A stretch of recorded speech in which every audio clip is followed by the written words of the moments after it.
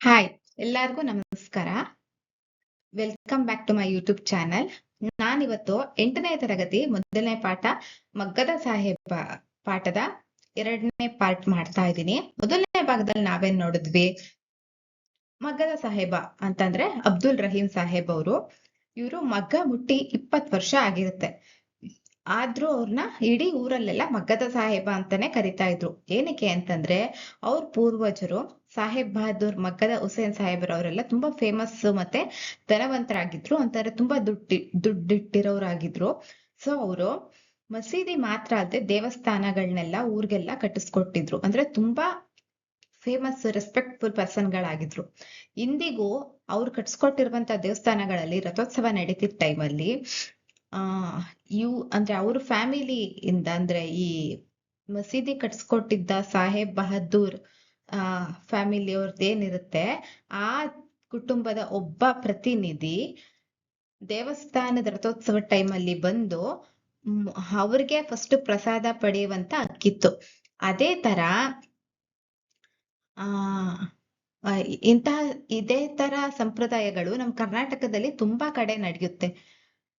ನಮ್ಮ ಪೂರ್ವಜರಲ್ಲಿ ಎಂತಹ ಘನತೆ, ಸದಾಚಾರ, ಸದ್ಭಾವನೆಗಳಿತ್ತು ಅಂತ ತಿಳ್ಕೊಂಬೋದು. ನಾವು ಕೆಲವೊಂದು ದೇವಸ್ಥಾನಗಳಿಗೆ ಹೋದಾಗ ನಾವು ಅಬ್ಸರ್ವ್ ಮಾಡಿರ್ತೀವಿ. ಉದಾಹರಣೆಗೆ ಅಂದ್ರೆ ಇವಾಗ ಲೇಖಕರು ಅವ್ರ ಊರ್ದೊಂದು ಎಕ್ಸ್ಪೀರಿಯನ್ಸ್ ಹೇಳ್ಕೊಂಡಿದ್ರು. ಅವರು ಇದ್ದಂತ ಮನೆ ಪಕ್ಕದಲ್ಲಿ ಒಬ್ರು ಮುಸ್ಲಿಂ ಫ್ಯಾಮಿಲಿ ಇತ್ತಂತೆ. ಅಲ್ಲಿ ಒಂದು ಪವಿತ್ರವಾದ ಸ್ಥಾನ ಇತ್ತು. ಅದರ ಜೊತೆಗೆ ಅವ್ರ ಊರಲ್ಲಿ ಅಂತ ಒಂದು ಉರ್ಸ್ ಅಂತ ಮುಸ್ಲಿಮ್ಸ್ ಅವರೆಲ್ಲ ಸೇರಿ ಒಂದು ಉತ್ಸವ ಮಾಡ್ತಾ ಇದ್ರು. ಸೊ ಅವ್ರ ನಡೆಸ್ತಿದ್ದಂತ ಉತ್ಸವದಲ್ಲಿ ಈ ಲೇಖಕರ ಮನೆಯವರು ಒಬ್ರು ಮೆಂಬರು ಅಲ್ಲಿಗೆ ಹೋಗ್ಲೇಬೇಕಿತ್ತು. ಇದು ತುಂಬಾ ಹಳೆ ಕಾಲದಿಂದ ನಡ್ಕೊಂಡ್ ಬಂದಿತ್ತಂತೆ. ಅದೇ ತರ ಲೇಖಕರ ಮನೆಯಲ್ಲಿ ನಡೀತಿದ್ದಂತ ಗಣೇಶ ಚತುರ್ಥಿ, ಕೃಷ್ಣಾಷ್ಟಮಿ, ಈ ತರ ನಮ್ಮ ಹಿಂದೂ ಹಬ್ಬಗಳಲ್ಲಿ ಆ ಮುಸ್ಲಿಂ ಸಮಾಜದಲ್ಲಿ ಯಾರು ಒಬ್ರು ಮುಖ್ಯಸ್ಥರು ಲೇಖಕರ ಮನೆಗ್ ಬಂದು ಅವ್ರನ್ನೆಲ್ಲ ವಿಚಾರಿಸ್ಕೊಂಡು ಹಬ್ಬ ಹೇಗ್ ನಡೀತು ಅಂತೆಲ್ಲ ವಿಚಾರಿಸ್ಕೊಂಡು ಮಾತಾಡಿಸ್ಕೊಂಡು, ಮತ್ತೆ ಅವತ್ತಿನ ದಿನದ ಪ್ರಸಾದ ಏನ್ ಮಾಡಿರ್ತಾರೆ, ಮೋದಕ, ಉಂಡೆ, ಚಕ್ಲಿ, ಬೇರೆ ಇನ್ನೇನು ಆಹಾರ ಪದಾರ್ಥಗಳು ಮಾಡಿರ್ತಾರೆ ಅದನ್ನ ತಿಂದು ಹೋಗ್ತಾ ಇದ್ರು. ಹಿಂಗೆ ಒಂದ್ಸಲಿ ಲೇಖಕರ ತಾಯಿಗೆ ಹುಷಾರಿರ್ಲಿಲ್ಲ. ಸೊ ಅವಾಗ ಅವ್ರ ತಂದೆ ಅಂದ್ರೆ ಇವತ್ ಹಬ್ಬ ಇದೆ, ಹಿಂಗೆ ಮುಖ್ಯಸ್ಥರು ಬಂದೇ ಬರ್ತಾರೆ, ಅವ್ರಿಗೇನಾದ್ರೂ ಕೊಡ್ಬೇಕು ಅಂತ ಅಂದ್ಬಿಟ್ಟು ಏನ್ ಮಾಡ್ತಾರೆ, ಅಂಗಡಿಯಿಂದ ಸಿಹಿ ತಂದ್ಬಿಟ್ಟಿರ್ತಾರೆ.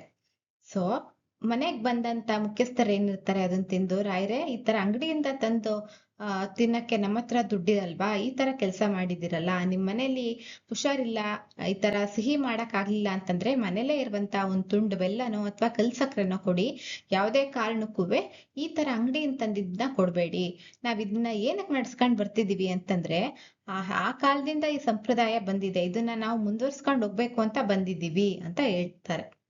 ಸೊ ಇವಾಗ ಮತ್ತೆ ಲೇಖಕರು ಅವ್ರ ಎಕ್ಸ್ಪೀರಿಯನ್ಸ್ ಮುಗಿಸಿ ಮತ್ತೆ ಅಬ್ದುಲ್ ರಹೀಮ್ಗೆ ಏನಕ್ಕೆ ಮಗ್ಗದ ಸಾಹೇಬ ಅಂತ ಹೆಸರು ಬಂತು, ಅವನ ಆತರ ಮಗ್ಗದ ಸಾಹೇಬ ಅಂತ ಕರೆದ್ರೆ ತುಂಬಾ ಕೋಪ ಬರ್ತಿತ್ತು. ಅವನು ಅನಿಷ್ಟ ಮಗ್ಗದ ಹೆಸರೆತ್ತಬೇಡಿ, ಮಗ್ಗವಲ್ಲ ಕೊರಳಿಗೆ ಹಗ್ಗ ಅಂತ ತುಂಬಾ ಬೇಜಾರದಿಂದ ಕೋಪದಿಂದ ಹೇಳ್ತಾ ಇದ್ದ. ಏಕೆಂದರೆ ಏನಕ್ಕೆ ಅವನ ಆತರ ಅಂತಿದ್ನ, ಅವ್ರ ಅಜ್ಜನ್ ಕಾಲದಲ್ಲಿ ಬ್ರಿಟಿಷರುಗಳು ಏನ್ ಮಾಡಿದ್ರು, ಈ ಅವರು ಭಾರತಕ್ಕೆ ಬಂದಂತ ಟೈಮಲ್ಲಿ ಏನ್ ಮಾಡಿದ್ರು, ತುಂಬಾ ಕಡಿಮೆ ಕ್ವಾಲಿಟಿಗೆ ಸಿಗುವಂತ ಬಟ್ಟೆಗಳನ್ನ ತಂದು ಭಾರತೀಯರಿಗೆಲ್ಲ ಇಂಟ್ರೊಡ್ಯೂಸ್ ಮಾಡಿದ್ರು. ಸೊ ಈ ಜನಗಳು ಒಳ್ಳೆ ಕ್ವಾಲಿಟಿ ನೋಡ್ತಾರ, ಅದು ನೋಡಲ್ಲ, ಕಮ್ಮಿಗೆ ಯಾವ್ದು ಸಿಗುತ್ತೆ ತಗೊಂಡ್ಬಿಡೋಣ ಬಿಡು ಅಂತ ಬಿಟ್ಟು ತಗೊಂಡ್ಬಿಟ್ರು. ಸೊ ಈ ತರ ಮಾಡಿದಾಗ ಮಗ್ಗದ ತಯಾರಿಕೆಯಿಂದ ಬರ್ತಿದ್ದಂತ ಬಟ್ಟೆಗಳೆಲ್ಲ ಜನಗಳು ತಗೊಳ್ಳೋದು ಕಮ್ಮಿ ಆಗೋಯ್ತು. ಸೊ ಈ ತರ ಕಮ್ಮಿ ಆಗಿ ಈ ಮಗ್ಗ ಕೈಗಾರಿಕೆ ನಡೆಸ್ತಿದ್ದಂತ ಎಷ್ಟೋ ಜನಕ್ಕೆ ತುಂಬಾ ಲಾಸ್ ಆಗಿ ಊಟ ತಿಂಡಿಗೂ ತುಂಬಾ ಕಷ್ಟ ಆಗೋಯ್ತು. ಸೊ ಈ ಬ್ರಿಟಿಷರು ತಂದ್ಕೊಟ್ಟಂತ ಬಟ್ಟೆಗಳು ಒಂದೇ ತಿಂಗಳಲ್ಲಿ ಫುಲ್ಲು ಬಣ್ಣ ಎಲ್ಲ ಹೊರಟೋಗ್ತಿತ್ತು ಮತ್ತೆ ಹರಿದೋಗ್ತಾ ಇತ್ತು. ಆದ್ರೂ ತುಂಬಾ ಕಮ್ಮಿ ಅಲ್ವಾ ಅಂತ ಅನ್ಬಿಟ್ಟು ಜನಗಳೆಲ್ಲ ತಗೊಳಕ್ ಶುರು ಮಾಡಿದ್ರು. ಸೊ ಇದೇ ತರ ಅಬ್ದುಲ್ ರಹೀಂ ಅವ್ರ ಮನೇಲೂ ಕೂಡ ಆಗಿತ್ತು. ಅಂದ್ರೆ ಮಗ್ಗದ ಕೈಗಾರಿಕೆ ಅಷ್ಟು ಚೆನ್ನಾಗಿ ನಡೀತಿದ್ರು ಕೂಡ ಎಲ್ಲ ಹೋಯ್ತು, ಫುಲ್ಲು ಲಾಸ್ ಆಯ್ತು. ಅವ್ರ ಹತ್ರ ದೊಡ್ಡ ಬಂಗ್ಲೆ ಇತ್ತು, ವಿಶಾಲವಾದ ತೋಟ ಇತ್ತು, ಆದ್ರೆ ಇದ್ದಂತ ಮಗ್ಗಗಳೆಲ್ಲ ಯಾವ್ದನ್ನೂ ಕೆಲ್ಸಕ್ ಬಾರ್ದೆ ಫುಲ್ಲು ಧೂಳ್ ಹಿಡಿದು ಜೇಡ ತುಂಬ್ಕೊಂಡಿತ್ತು. ಸೊ ನಮ್ಮ ಊಟನೇ ಕಿತ್ಕಂತು ಇದು ಈ ಮಗ್ಗ ಅಂತ ಅನ್ಬಿಟ್ಟು ಅವ್ರಿಗೆ ಮಗ್ಗದ ಮೇಲೆ ತುಂಬಾ ಬೇಜಾರಾಗಿ ಯಾರಾದ್ರೂ ಮಗ್ಗದ ಸಾಹೇಬ ಅಂತ ಅವ್ರನ್ನ ಕರೆದ್ರೆ ಬೇಜಾರ್ ಮಾಡ್ಕಂತಿದ್ರು. ಸೊ ಹಿಂಗೆ ಈ ಮಗ್ಗ ಕೈಗಾರಿಕೆ ನನ್ನನ್ನ ಇಷ್ಟು ಲಾಸ್ ಮಾಡಿದೆ, ನೆಕ್ಸ್ಟ್ ಜನರೇಷನ್ ನನ್ ಮಕ್ಳಿಗೆ ಮತ್ತೆ ಈ ತರ ಆಗ್ಬಾರ್ದು, ಅವ್ರನ್ನ ಹೆಂಗಾರ ಮಾಡಿ ಗೌರ್ಮೆಂಟ್ ಕೆಲ್ಸ ಕೊಡ್ಸ್ಬಿಡ್ಬೇಕು ಅಂತ ಅವರು ಮನ್ಸಲ್ಲಿ ನಿರ್ಧಾರ ಮಾಡ್ಕೊಂಡಿದ್ರು. ಅವ್ರಿಗೆ 3 ಜನ ಗಂಡ್ಮಕ್ಳು. ಮೊದಲ್ನೇ 2 ಗಂಡ್ಮಕ್ಳಿಗೇನೋ ಅವ್ರ ಆಸೆಯಂತೆ ಇಬ್ರು ಸರ್ಕಾರಿ ನೌಕರರಾಗಿದ್ರು. ಆದ್ರೆ 3ನೇವ್ರು ಮಾತ್ರ ಹಂಗ್ ಕೇಳಲಿಲ್ಲ. 3ನೇವನು ಕರೀಂ. ಕರೀಮು ಆಟದಲ್ಲೂ ತುಂಬಾ ಚುರುಕಾಗಿದ್ದ, ಪಾಠದಲ್ಲೂ ಚುರುಕಾಗಿದ್ದ, ಎಲ್ಲಾರ ಹತ್ರನು ತುಂಬಾ ಪ್ರೀತಿ ಉಳಿಸ್ಕೊಂಡಿದ್ದ, ತುಂಬಾ ಒಳ್ಳೆ ಮಗು ಆಗಿದ್ದ. ಆದ್ರೆ ಅವನ ಗ್ರಾಚಾರಕ್ಕೆ ಶಾಲೆಯಲ್ಲಿ ಮಗ್ಗ ಅನ್ನುವಂತ ಮಗ್ಗ ಹೇಳ್ಕೊಡುವಂತ ಒಂದು ಕ್ಲಾಸ್ ಸ್ಟಾರ್ಟ್ ಆಯ್ತು. ಮಹಾತ್ಮ ಗಾಂಧಿ ಪ್ರೇರಣೆಯಿಂದ ಕೆಲವೊಂದು ಶಾಲೆಗಳಲ್ಲಿ ಅಂತಂದ್ರೆ ಹೊಸ ತರ ಶಿಕ್ಷಣನ ಇಂಟ್ರೊಡ್ಯೂಸ್ ಮಾಡ್ಬೇಕು. ನವೀನ ಶಿಕ್ಷಣ ಅಂದ್ರೆ ಹೊಸ ತರ ಶಿಕ್ಷಣ ಇಂಟ್ರೊಡ್ಯೂಸ್ ಮಾಡ್ಬೇಕು ಮಕ್ಳಿಗೆ. ಏನ್ ಬರೀ ಓದ್ಗಷ್ಟೇ ಸೀಮಿತ ಆಗಿರ್ಬಾರ್ದು ಮಕ್ಳು. ಅದಲ್ದೆ ನೆಕ್ಸ್ಟ್ ಅವ್ರು ದೊಡ್ಡೋರಾದ್ಮೇಲೆ ತಮ್ಮದೇ ಸ್ವಂತವಾಗಿ ಏನಾದ್ರುವೆ ಒಂದು ಉದ್ಯೋಗನ ನಿರ್ಮಾಣ ಮಾಡ್ಕೊಳ್ಳುವಂತ ಕೆಪಾಸಿಟಿಯ ಮಕ್ಳಲ್ಲಿ ಇರ್ಬೇಕು. ಸೊ ಅದಕ್ಕೆ ಅವ್ರಿಗೆ ಯಾವ್ದ್ರಲ್ಲಿ ಇಂಟ್ರೆಸ್ಟ್ ಇರುತ್ತೆ ಅದನ್ನ ನಾವು ಅವರಲ್ಲೇ ಹುಡುಕಿ ಅದೇ ಅವರು ನೆಕ್ಸ್ಟ್ ಫ್ಯೂಚರ್ಗೆ ಅದ ಬೇಸ್ ಮೇಲೆನೆ ಅವರು ಬಿಸ್ನೆಸ್ ಸ್ಟಾರ್ಟ್ ಮಾಡುವಂತ ಇದನ್ನ ನಾವ್ ಈಗ್ಲೇ ಕೊಡೋಣ ಅಂತೇಳಿ ಅವರು ಸ್ಟಾರ್ಟ್ ಮಾಡಿದ್ರು. ಕೆಲವೊಂದು ಮಕ್ಕಳು ಬೆತ್ತದ ಕುರ್ಚಿ ಮಾಡೋದು ಅಥವಾ ಬಡಗಿ ಕೆಲಸ ಮಾಡೋದು ಮತ್ತೆ ಕೃಷಿ ಮಾಡೋದು, ಕೆಲವೊಬ್ರು ಮಗ್ಗದ ಕೆಲಸ ಮಾಡೋದು, ಅವ್ರಿಗೆ ಯಾವ್ದ್ಯಾವ್ದು ಇಷ್ಟ ಅದನ್ನ ಕಲ್ತ್ಕೊಂಡ್ರು. ಅದ್ರಲ್ಲಿ ಕರೀಂ ಏನ್ ಮಾಡದ್ನ, ಮೀನು ನೀರಲ್ಲಿ ಎಷ್ಟು ಸುಲಭವಾಗಿ ಈಜುತ್ತೋ ಅಷ್ಟೇ ಸುಲಭವಾಗಿ ಇವನು ಮಗ್ಗ ಕೈಗಾರಿಕೆನ ಕಲ್ತ್ಕೊಂಡ್. ಈ ವಿಷಯ ಅವ್ರ ಅಪ್ಪಂಗ್ ಗೊತ್ತಾಗಿ ತುಂಬಾ ಕೋಪ ಬಂದ್ಬಿಟ್ಟಿತ್ತು. ಅವರ ಮುಖ್ಯೋಪಾಧ್ಯಾಯರಿದ್ರಲ್ಲ, ಕರೀಂ ಅವ್ರ ಮುಖ್ಯೋಪಾಧ್ಯಾಯರು ಶಂಕರಪ್ಪ ಅಂತ, ಅವ್ರನ್ನ ಕರ್ದಿ ನಿಷ್ಠೂರವಾಗಿ ಅಂತಂದ್ರೆ ತುಂಬಾ ಬೇಜಾರಾಗಂಗೆ ಜಗಳನೇ ಆಡ್ಬಿಟ್ರು. ಇವನು ಮಗ್ಗನ ಕಲಿಯದೆ ಶಾಲೆಯಿಂದ ಹೆಂಗಾರ ಮಾಡಿ ಶಾಲೆನೇ ಬಿಡಿಸ್ಬಿಡೋಣ ಇವ್ರನ್ನ ಅಂತ ಅಂದ್ಬಿಟ್ಟು ನಿರ್ಧಾರ ಮಾಡಿದ್ರು. ಆದ್ರೂ ಶಂಕರಪ್ಪ ಅವ್ರು ತುಂಬಾ ಬೇಡ್ಕೊಂಡ್ರು, ಬೇಡಿ ಹುಡ್ಗ ತುಂಬಾ ಒಳ್ಳೆ ಹುಡ್ಗ, ತುಂಬಾ ಚೆನ್ನಾಗ್ ಓದ್ತಾನೆ, ಯಾವ್ದೇ ಕಾರಣಕ್ಕೂ ಹಂಗ್ ಮಾಡ್ಬೇಡಿ ಅಂತ. ಆದ್ರೂ ಆಗ್ಲಿಲ್ಲ. ಸರಿ ಇನ್ ಸ್ವಲ್ಪ ದಿನ ಆಯ್ತು. ಅದು ಅಲ್ದೆ ಅವನ್ ಮಗ ಅಷ್ಟು ಚೆನ್ನಾಗಿ ಮಾಡ್ತಾ ಇರೋದು ಶಂಕರಪ್ಪ ಅವರು ಮೇಲಾಧಿಕಾರಿಗಳಿಗೆಲ್ಲ ತಿಳಿಸಿದ್ರು. ಅವರು ಅದನ್ನ ಮೆಚ್ಚಿ ಬೆಳ್ಳಿ ಪದಕ ಮತ್ತೆ 100 ರೂಪಾಯಿ ಬಹುಮಾನನೂ ಕೊಟ್ಟಿದ್ರು. ಈ ತರ ಬಹುಮಾನ ಎಲ್ಲ ಸಿಕ್ತಾಗ ಮಕ್ಳಿಗೆ ಏನಾಗುತ್ತೆ, ಇನ್ನೂ ಆಸೆ ಜಾಸ್ತಿ ಆಗುತ್ತೆ, ನಾವ್ ಇನ್ನ ಕಲಿಬೇಕು, ಇದ್ರಲ್ಲಿ ಇನ್ನೂ ಏನಾದ್ರೂ ಕ್ರಿಯೇಟಿವ್ ಆಗಿ ಮಾಡ್ಬೇಕು, ಎಲ್ಲರೂ ಮೆಚ್ಚಿಸ್ಕೊಳ್ಬೇಕು ಅಂತ ಆತರ ಖುಷಿಯಿಂದ ಆಕಾಶಕ್ಕೆ ಏರ್ಬಿಟ್ಟಿದ್ದ. ತಂದೆ ಗೊತ್ತಾಯ್ತು ಈ ಹಠಮಾರಿಗೆ ಈ ಚೆಂಗ್ ಬಿಡ್ಸೋದು, ಶಾಲೆಯಿಂದ ತಾನೇ ಇವನು ಮಗ್ಗ ಕೈಗಾರಿಕೆ ಕಲ್ತಿದ್ದು, ಅದಕ್ಕೆ ಶಾಲೆನೇ ಬಿಡಿಸ್ಬಿಡೋಣ ಅಂತ ಅನ್ಬಿಟ್ಟು ಬಿಡಿಸ್ಬಿಟ್ರು. ಶಂಕರಪ್ಪ ಅವ್ರು ಬಂದ್ ಎಷ್ಟೋ ಕೇಳ್ಕೊಂಡ್ರು, ಆದ್ರೂ ಅದನ್ನ ಲೆಕ್ಕಕ್ಕೆ ಹಾಕೊಳ್ಳಿಲ್ಲ. ಹಿಂಗೆ ಶಾಲೆ ಬಿಡ್ಸಿದ್ರು. ಇನ್ನೊಂದ್ ಸ್ವಲ್ಪ ದಿನ ಆದ್ಮೇಲೆ ಸ್ಕೂಲ್ ಆನ್ಯುವಲ್ ಡೇ ಫಂಕ್ಷನ್ ಇತ್ತು. ಇದ್ರಲ್ಲಿ ಹಳೆ ವಿದ್ಯಾರ್ಥಿಗಳೆಲ್ಲ ಬಂದು ಒಂದು ನಾಟಕ ಕೊಡ್ಬೇಕು ಅಂತ ಒಂದು ಪ್ರೋಗ್ರಾಮ್ ಅರೇಂಜ್ ಮಾಡಿದ್ರು. ಅದ್ರಲ್ಲಿ ಕರೀಂ ಅವ್ರಿಗೆ ಸ್ತ್ರೀ ಪಾತ್ರ ಸಿಕ್ಕಿತ್ತು. ಆ ಸ್ತ್ರೀ ಪಾತ್ರಕ್ಕೆ ಒಡವೆ ಮತ್ತೆ ಸೀರೆ ಎಲ್ಲ ಹಾಕೊಂಬೇಕಾಗಿತ್ತು. ಸೊ ಕರೀಂ ಏನ್ ಮಾಡಿದ್ರು, ಅವ್ರ ಅಮ್ಮನ ಹತ್ರ ಹೋಗಿ ಹಳೆ ಕಾಲದ್ದು ಚಿನ್ನದ ಸರ ಕೊಡು ನಂಗೆ ಅಲಂಕಾರಕ್ಕೋಸ್ಕರ ಅಂತ ಅಂದ್ಬಿಟ್ಟು ಇಸ್ಕೊಂಡ್ರು. ಏನ್ ಮಾಡಿದ್ರು, ನಾಟಕ ಮುಗಿದ ನಂತರ ಮನೆಗೆ ಹಾಕೊಂಡು ಸ್ತ್ರೀ ಪಾತ್ರನು ಮಾಡಿ ನಾಟಕನೂ ಮುಗಿಸಿದ್ರು. ಆದ್ರೆ ಮುಗಿಸ್ಕೊಂಡು ಮನೆಗೆ ಬರ್ಲಿಲ್ಲ, ಅವರು ಎಲ್ಲೋ ಹೊರಟೋದ್ರು. ಈ ವಿಷಯ ತಂದೆ ಗೊತ್ತಾದ್ಮೇಲೆ ಫುಲ್ಲು ತಂದೆಗೆ ಮೈಯಲ್ಲಿ ಅಗ್ನಿ ಸಂಚಾರವಾಯ್ತು. ಓಕೆ, ಇದಿಷ್ಟು ನಾವು ಪಾರ್ಟ್ 1 ಅಲ್ಲಿ ನೋಡಿದ್ವಿ. ಸೊ ಅವ್ರ ಅಮ್ಮನ್ ಚಿನ್ನದ ಸರ ಇಸ್ಕೊಂಡು ಅವರು ಶಾಲೆಯಲ್ಲಿ ಸ್ತ್ರೀ ಪಾತ್ರದ ನಾಟಕ ಮುಗಿಸ್ಕೊಂಡು ಹೊರಟೋದ್ರು. ಎಲ್ಲಿಗೆ ಹೋದ್ರು, ಏನಾದ್ರು, ಮುಂದೆ ಏನಾಯ್ತು ಕರೀಂ ಅವ್ರ ಕತೆ ಅನ್ನೋದನ್ನ ಇವಾಗ ಭಾಗ 2ರಲ್ಲಿ ನೋಡೋಣ. ತಂದೆಗೆ ಮೈಯಲ್ಲಿ ಅಗ್ನಿ ಸಂಚಾರವಾಯ್ತು ಅಂತಂದ್ರೆ ಬೆಂಕಿ ಸಂಚಾರ ಆಯ್ತು ಅಂತ ಅಂದ್ರೆ ಅಷ್ಟು ಕೋಪದಲ್ಲಿ ಇದ್ರು ಅವರು. ಮಗನನ್ನು ಕ್ರೂರವಾಗಿ ಶಪಿಸಿದರು ಅಂತಂದ್ರೆ ಮಗ ಅನ್ನೋದನ್ನು ಲೆಕ್ಕ ಹಾಕಳ್ದೆ ಅವ್ರೇನ್ ಮಾಡಿದ್ರು, ಶಾಪ ಹಾಕಿದ್ರು, ತುಂಬಾ ಕೆಟ್ಟದಾಗ ಶಾಪ ಹಾಕಿದ್ರು. ಹಾಳಾಗಿ ಹೋಗಲಿ ಹಠಮಾರಿ, ತಂದೆಯ ಮಾತನ್ನು ಉಲ್ಲಂಘಿಸದವನು ಎಂದು ಮಾತ್ರ ತಿಳಿದಿದ್ದೆ, ಈಗ ಕಳ್ಳನೆಂದೂ ತಿಳಿಯಿತು. ನನಗೆ 2 ಗಂಡು ಮಕ್ಕಳು, ಕಳ್ಳನಾದವನು ಮನೆ ಬಿಟ್ಟು ಓಡಿ ಹೋದವನು ಮಗನೇ ಅಲ್ಲ ಅದು ಎಂದು ಆಣೆ ಹಾಕಿದನು. ಏನಂತ ಅಂದ್ರೆ ಹಾಳಾಗೋಗ್ಲಿ ಅವನು ಅಂತಂದ್ರೆ ಅವನ್ಗೆ ಒಳ್ಳೇದಾಗ್ಬಾರ್ದು, ಎಂತ ಹಠಮಾರಿ ಇವನು. ನನ್ನನ್ ಅಂದ್ರೆ ಅವ್ರು ಹೇಳ್ತಾ ಇರೋದು, ತಂದೆಯಾದ ನನ್ನ ಮಾತ್ನೇ ಅವನು ಲೆಕ್ಕಕ್ಕೆ ಹಾಕೊಳ್ಳಿಲ್ವಲ್ಲ. ಅಂದ್ರೆ ಇಷ್ಟು ದಿನ ನನ್ನ ಮಾತ್ ಮಾತ್ರ ಕೇಳ್ತಿರ್ಲಿಲ್ಲ ಅಂತ ಅನ್ಕೊಂಡಿದ್ದೆ, ಆದ್ರೆ ಇವತ್ ಗೊತ್ತಾಯ್ತು ಕಳ್ಳನೂ ಆಗ್ಬಿಟ್ಟಿದಾನೆ ಅವನು. ಸರಿ, ಇವತ್ಗಾಯ್ತು, ನನ್ಗಿರೋದ್ ಇಬ್ರೇ ಗಂಡ್ ಮಕ್ಳು, ನನಗ್ ಮೂರನೇ ಮಗ ಇದಾನೆ ಅಂತಾನೆ ಗೊತ್ತಿಲ್ಲ. ಆ ತರ ಕಳ್ಳ ಆಗಿರೋನ್ನ, ಮನೆ ಬಿಟ್ಟೋಗಿರೋನ್ನ ನನ್ ಮಗ ಅಂತಾನೆ ಅನ್ಕೊಳ್ಳೋದಿಲ್ಲ. ನನ್ಗಿಬ್ರೇ ಗಂಡ್ ಮಕ್ಳು, ಅವನ್ ನನ್ ಭಾಗಕ್ಕಿಲ್ಲ ಅನ್ನುವಂಗೆ ಆಣೆ ಹಾಕೊಂಡ್ಬಿಟ್ರು. ಕೆಲವು ವರ್ಷಗಳ ಅನಂತರ ಕರೀಂ ಈಗ ಬೆಳೆದು ಯುವಕನಾಗಿದ್ದಾನೆ. ಒಂದಷ್ಟು ವರ್ಷಗಳ ಕಳೆದ್ಮೇಲೆ ಮತ್ತೆ ಕರೀಂ ಇವಾಗ ಮನೆಗ್ ಬರ್ತಾನೆ. ಇವಾಗ ಅವನು ಯುವಕ ಆಗಿರ್ತಾನೆ, ಅವ್ರ ಊರಿಗೆ ಬಂದಿರ್ತಾನೆ. ಸೊ ಅವಾಗ ಅವ್ರ ಅಪ್ಪನ ಮನೆಗ್ ಬಂದು ಮನೆ ಬಾಗ್ಲು ತಟ್ತಾನೆ. ತಂದೆ ಬಾಗಿಲು ತೆರೆದು ಮುಖ ನೋಡಿ ಪಠಾರನೆ ಬಾಗಿಲು ಮುಚ್ಚಿದ. ಮನೆ ಬಾಗ್ಲು ತಟ್ಟಿದಾಗ ಅವರಪ್ಪ ಬಂದು ಮನೆ ಬಾಗ್ಲು ತೆಗಿತಾರೆ. ಮನೆ ಬಾಗ್ಲು ತೆಗೆದ್ಬಿಟ್ಟು ನೋಡಿದ ತಕ್ಷಣ ಗೊತ್ತಾಗುತ್ತೆ ಇವನು ಕರೀಂ ಅಂತ. ಅವ್ರಿಗಿನ್ನೂ ಆ ಕೋಪ ಹಂಗೆ ಇರುತ್ತೆ. ಸೊ ಪಠಾರ್ ಅಂತ ಮತ್ತೆ ಬಾಗ್ಲು ಮುಚ್ಚಿಬಿಡ್ತಾರೆ. 1 ಗಂಟೆ ಬಾಗಿಲು ತಟ್ಟಿದರೂ, ತಾಯಿ ಹತ್ತು ಹಂಬಲಿಸಿದರೂ ಬಾಗಿಲು ತೆರೆಯಲೇ ಇಲ್ಲ. ಅವರಪ್ಪ ಬಾಗ್ಲು ಹಾಕಿದ್ರು ಕೂಡ ಅವನು ಅಲ್ಲಿಂದ ಹೋಗದೆ 1 ಗಂಟೆ ಬಾಗ್ಲು ತಟ್ತಾನೆ ಇರ್ತಾನೆ. ಅಲ್ಲಿ ಒಳಗಡೆ ಅವ್ರಮ್ಮ ಹತ್ತು ಕರ್ದು, ದಯವಿಟ್ಟು ಅವನ್ನ ಕ್ಷಮಿಸ್ಬಿಡಿ, ಅವನು ಒಳಗಡೆ ಬರಕ್ ಅವಕಾಶ ಮಾಡ್ಕೊಡಿ ಅಂತ ಅವ್ರಪ್ಪನ ಎಷ್ಟೇ ಕೇಳ್ಕೊಂಡ್ರು ಅವ್ರಪ್ಪನ ಮನ್ಸ್ ಕರ್ಗದೇ ಇಲ್ಲ. ಕೊನೆಗೆ ನಿವೃತ್ತರಾಗಿರುವ ಶಂಕರಪ್ಪ ಅವರ ಮನೆಗೆ ಹೋಗಿ ಸಂಧಾನ ಮಾಡಿಸಿರಿ ಎಂದು ನಿವೇದಿಸಿದರು. ಆಮೇಲೆ ಅವ್ರಪ್ಪ ಅಂತೂ ಕೋಪ ಕಮ್ಮಿ ಮಾಡ್ಕೊಂಡ್ ಬಾಗ್ಲು ತೆಗಿಲಿಲ್ಲ. ಅದಕ್ಕೆ ಅವನೇನ್ ಮಾಡ್ತಾರೆ, ಅವ್ರ ಮಾಸ್ಟ್ರು ಶಂಕರಪ್ಪ ಇರ್ತಾರಲ್ಲ, ಅವ್ರಿಗೆ ಇವಾಗ ರಿಟೈರ್ಡ್ ಆಗ್ಬಿಟ್ಟಿರುತ್ತೆ, ಮನೇಲೇ ಇರ್ತಾರೆ. ಅವ್ರ ಹತ್ರಕ್ ಹೋಗಿ, ದಯವಿಟ್ಟು ನಮ್ಮ ಅಪ್ಪನ ಕೋಪ ಇನ್ನ ಕಮ್ಮಿ ಆಗಿಲ್ಲ, ಹೆಂಗಾರು ಮಾಡಿ ಅವ್ರ ಕೋಪನ ಕಮ್ಮಿ ಮಾಡಿಸಿ ನಮ್ ತಂದೆ ಮಕ್ಳನ್ನ ಒಂದ್ ಮಾಡಿ ಅಂತ ಬಂದು ಬೇಡ್ಕಂತಾನೆ. ನಿವೇದಿಸಿದ ಅಂತಂದ್ರೆ ಬೇಡ್ಕಂತಾನೆ. ನನ್ನ ಮುಖವನ್ನೇ ನೋಡಬಾರದು ಎಂದು ಹಠವಿದ್ದರೆ ಕೊನೆಗೆ ತಾಯಿಯಾದರೂ ನನ್ನನ್ನು ಕಾಣಬಾರದೆ. ಅಮ್ಮನ ಚಿನ್ನದ ಸರವನ್ನು ತಂದಿದ್ದೀನಿ, ಅದರೊಡನೆ 10,000 ರೂಪಾಯಿಗಳನ್ನೂ ತಂದಿದ್ದೀನಿ. ಅವನ್ನಾದರೂ ತಾಯಿಯ ಕಾಲ ಮೇಲೆ ಹಾಕಿ ಹೋಗುತ್ತೇನೆ. ತಂದೆಯವರಿಗೆ ಸಮಾಧಾನ ಹೇಳಿ, ನಿಮ್ಮ ಹಳೆಯ ಶಿಷ್ಯನಿಗೆ ಇದೊಂದು ಉಪಕಾರ ಮಾಡಿ ಎಂದು ಈ ತರ ಬೇಡ್ಕಂತಾನೆ. ಏನಂತ ಅಂತಂದ್ರೆ, ನನ್ ಮುಖ ನೋಡ್ಬಾರ್ದು ಅಂತ ಅವ್ರಿಗೆ ಇನ್ನೂ ಅಷ್ಟು ಕೋಪ, ಅಷ್ಟು ಹಠ ಇದ್ರೆ ಅಟ್ಲೀಸ್ಟ್ ಅಮ್ಮಂಗಾದ್ರೂ ಅವಕಾಶ ಮಾಡ್ಕೊಡ್ಬೋದಲ್ವಾ, ಅಮ್ಮನಾದ್ರೂ ನನ್ನನ್ನ ನೋಡಕ್ಕೆ ಕಳ್ಸ್ಕೊಡ್ಬೋದಲ್ವಾ. ಅಮ್ಮನ ಹತ್ರ ನಾನು ಅವತ್ತಿನ ದಿನ ಚಿನ್ನದ ಸರ ಇಸ್ಕೊಂಡು ಹೊರಟೋದೆ, ಅದ್ರ ಜೊತೆಗೆ ನಾನು ಇವತ್ತು 10,000 ರೂಪಾಯಿ ತಂದಿದ್ದೀನಿ.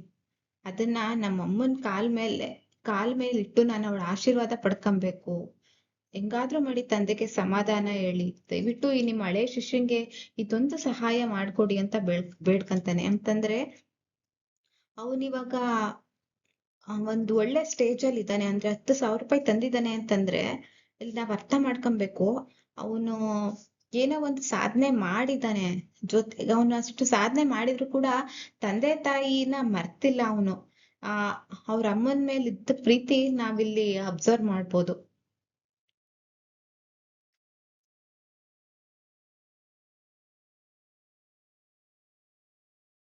ಶಂಕರಪ್ಪ ಅವರು ಮುದುಕನೊಡನೆ 1 ಗಂಟೆಗೆ ಹೋಗಿರುತ್ತರು. ಸರಿ, ರಹೀಂ ಇಷ್ಟೆಲ್ಲಾ ಬೇಡ್ಕಣ್ಣ ಶಂಕರಪ್ಪ ಅವ್ರ ಹತ್ರ.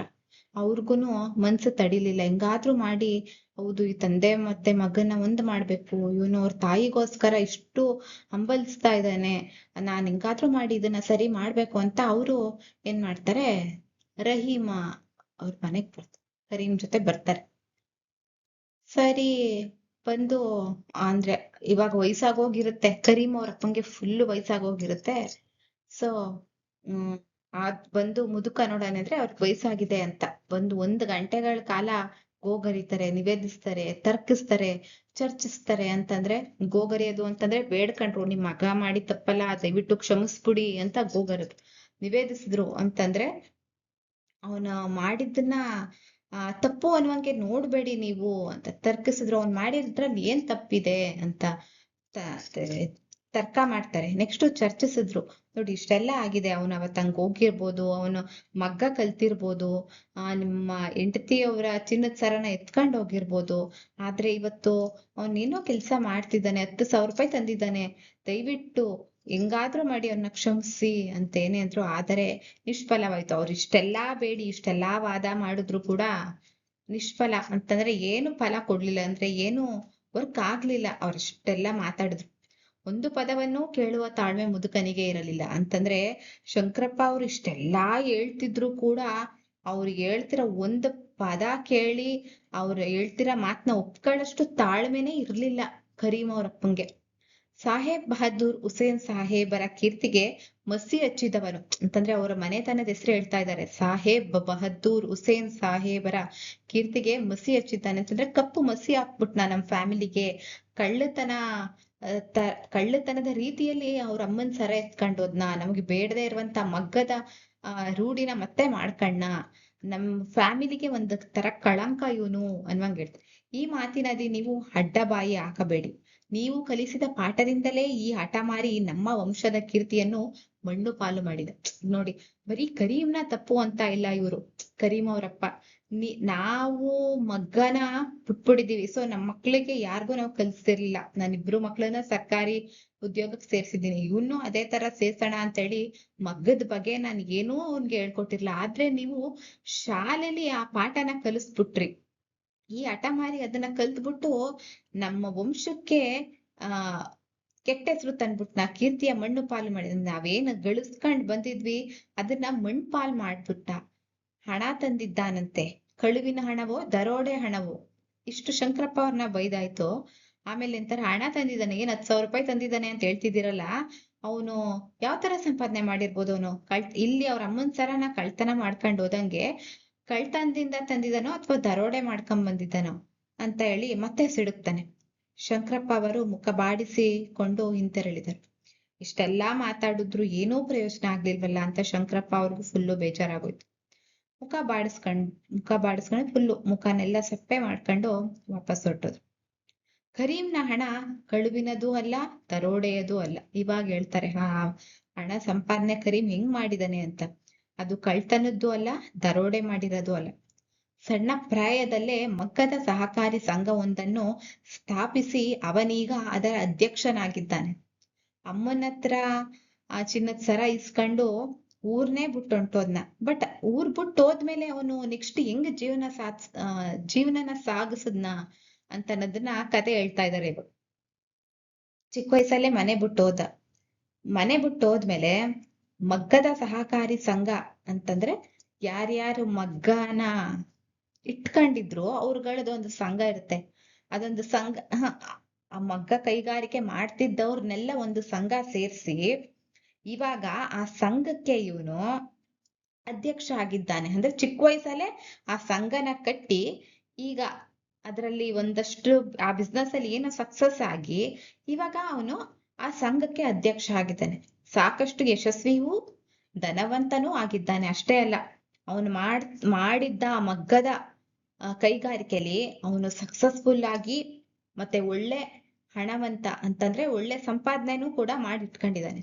ಅದೂ ಅಲ್ಲದೆ ಮಗ್ಗದ ಯಂತ್ರದ ಪ್ರಯೋಗದಲ್ಲಿ ಹೊಸ ಹೊಸ ಸುಧಾರಣೆಗಳನ್ನು ಪರಿವರ್ತನೆಗಳನ್ನು ತಂದು ಹೆಸರು ಮಾಡಿದ್ದಾನೆ. ಅಷ್ಟೇ ಅಲ್ಲ, ತಾನು ಏನ್ ಕಲ್ತಿದ್ದ ಮಗ್ಗ ಕೈಗಾರಿಕೆ ಸ್ಕೂಲಲ್ಲಿ ಕಲ್ತಿದ್ದದಷ್ಟೇ ಅಲ್ಲದೆ ಅದನ್ನ ಉಪಯೋಗಿಸಿ ಇನ್ನು ಹೊಸ ಟೆಕ್ನಿಕ್ ಉಪಯೋಗಿಸಿ ಇನ್ನೂ ಹೊಸ ತರ ಮಗ್ಗ ಕೈಗಾರಿಕೆನ ಬಳಸ್ಕೊಬಹುದು ಅಂತ ಅದನ್ನ ಇಂಟ್ರೊಡ್ಯೂಸ್ ಮಾಡಿ ಒಳ್ಳೆ ಹೆಸರು ಸಂಪಾದನೆ ಮಾಡಿದ್ದಾನೆ. ಬರೀ ಮಗ್ಗ ಕೈಗಾರಿಕೆಯಲ್ಲಿ ಅಷ್ಟೇ.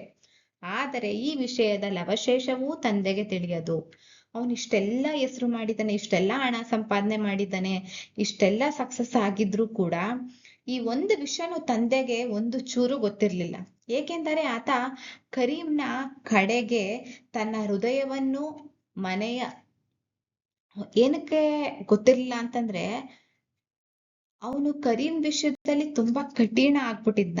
ಅವನ ವಿಷಯದಲ್ಲಿ ಹೃದಯನೂ ಮುಚ್ಕೊಂಡ್ಬಿಟ್ಟಿದ್ನ, ಮನೆ ಬಾಗ್ಲನ್ನ ಹೆಂಗೆ ಮುಚ್ಬಿಟ್ಟಿದ್ನೋ ಅವನ್ ಬರ್ಬಾರ್ದು ಅಂತ, ಹಂಗೆ ಅವನ ಆಲೋಚನೆಗಳನ್ನ ತನ್ನ ಹೃದಯಕ್ಕೂ ತಗಂತ ಇರ್ಲಿಲ್ಲ. ಹಿಂಗೆ ಹೃದಯನೂ ಮುಚ್ಚಿಬಿಟ್ಟಿದ್ನ, ಮನೆ ಬಾಗ್ಲು ಮುಚ್ಚಿದ ಅಂತೆ ಸಂಪೂರ್ಣವಾಗಿ ಮುಚ್ಚಿಬಿಟ್ಟಿದ್ದ.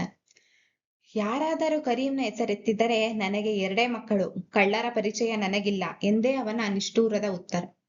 ಯಾರಾದ್ರೂ ಕರೀಂ ಹೆಂಗಿದ್ದಾನೆ ಅಥವಾ ಈ ತರ ಹೆಸರು ಮಾಡಿದ್ದಾನೆ ಅಂತ ಏನಾದ್ರು ಹೇಳಕ್ ಬಂದಿದ್ರೂನು ಯಾರ ಕರೀಂ ಹೆಸರು ಹೇಳ್ತಿದ್ದಂಗೆನೆ ಅವನ ಬಗ್ಗೆ ಏನು ಹೇಳ್ಬೇಡಿ ನಂಗೆ 2 ಮಕ್ಳು, ಕಳ್ತನ ಮಾಡಿ ನಮ್ಮನ್ನೆಲ್ಲ ಬಿಟ್ಬಿಟ್ಟು ಹೋಗಿದ್ದಾನೆ, ಸೊ ಕಳ್ರ ಪರಿಚಯ ನನಗಿಲ್ಲ ಅಂತ ನಿಷ್ಠೂರವಾಗಿ ಉತ್ತರ ಕೊಡ್ತಿದ್ದ.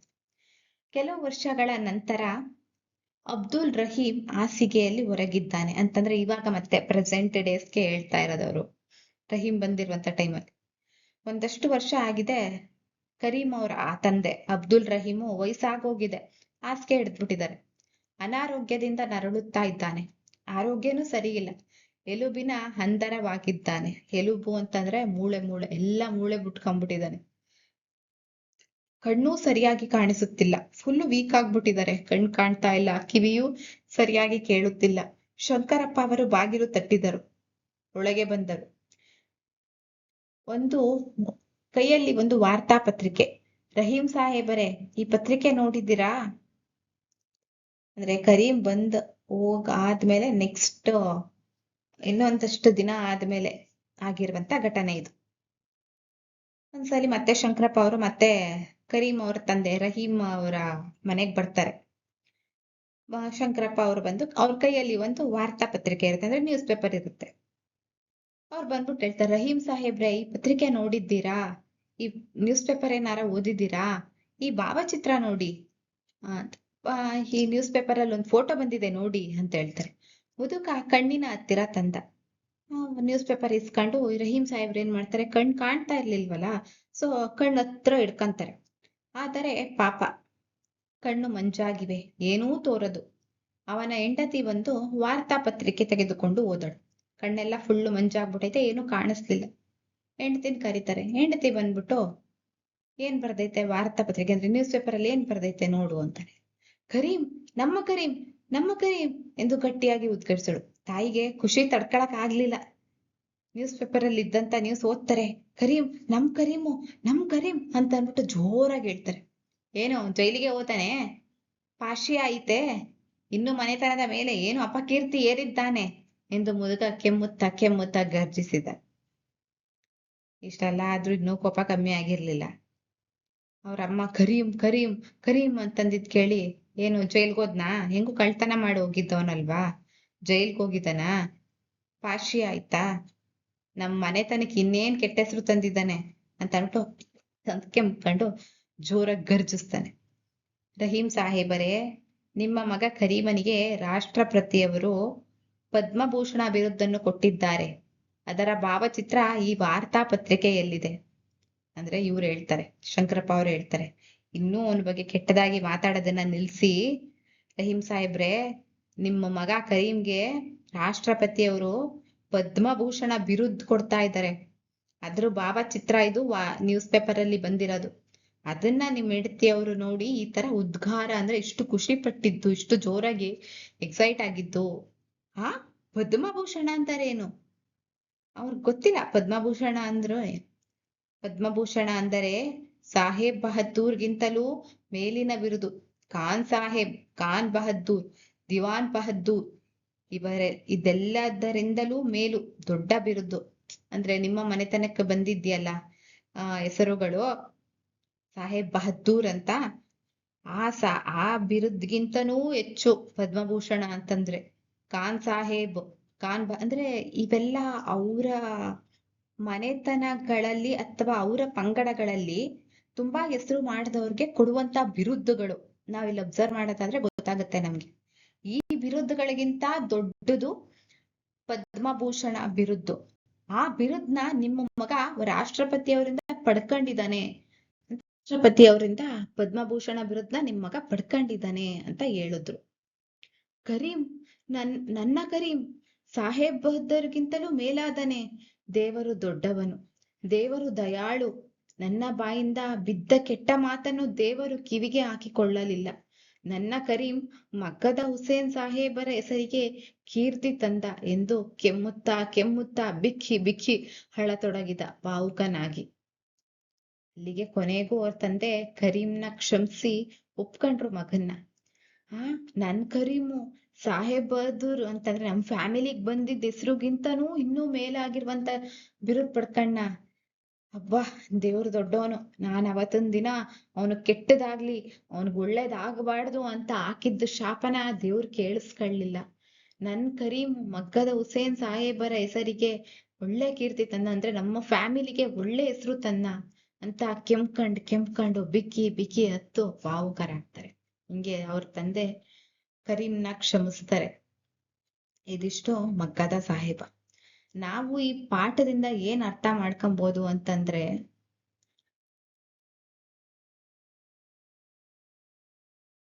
ಮಗ್ಗದ ಕೈಗಾರಿಕೆಯಲ್ಲಿ ಅವ್ರಿಗೆ ಸಕ್ಸಸ್ ಆಗಿಲ್ಲ ಅನ್ನುವಂತ ಬೇಸರನ ಅವರು ಹೆಂಗೆ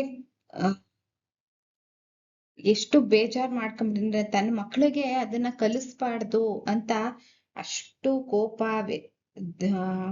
ದ್ವೇಷ ಮಗ್ಗದ ಮೇಲೆ ಬೆಳೆಸ್ಕೊಂಡ್ ಬಂದಂತ ತಂದೆ ಹೆಂಗೆ ಅದೇ ಮಗ್ಗದ ಕೈಗಾರಿಕೆಯಲ್ಲಿ ತನ್ನ ಮಗ ತನ್ನ ಇಷ್ಟದ ವಿರುದ್ಧವಾಗಿ ಹೋದ್ರು ಕೂಡ ಹೆಂಗೆ ಸಕ್ಸಸ್ ಆಗಿದ್ದಾನೆ, ಆ ಸಕ್ಸಸ್ ಇಂದ ತಂದೆಗೆ ಎಷ್ಟು ಸಮಾಧಾನ ಆಗಿ ಅವ್ರನ್ನ ಅವರು ಹೆಂಗೆ ತಿದ್ಕೊಂಡ್ರು ಅನ್ನೋದನ್ನ ನಾವು ಅಬ್ಸರ್ವ್ ಮಾಡ್ಬೋದು. ಈ ಕಥೆಯಲ್ಲಿ ಅಧಿಕಾರ ಮತ್ತು ಅಹಂಕಾರ ದುಷ್ಪರಿಣಾಮಗಳು ತಿಳಿಸ್ಕೊಡುತ್ತೆ ಈ ಕತೆ. ಜನರ ಕಷ್ಟ ಅರ್ಥ ಮಾಡ್ಕೊಳ್ದೆ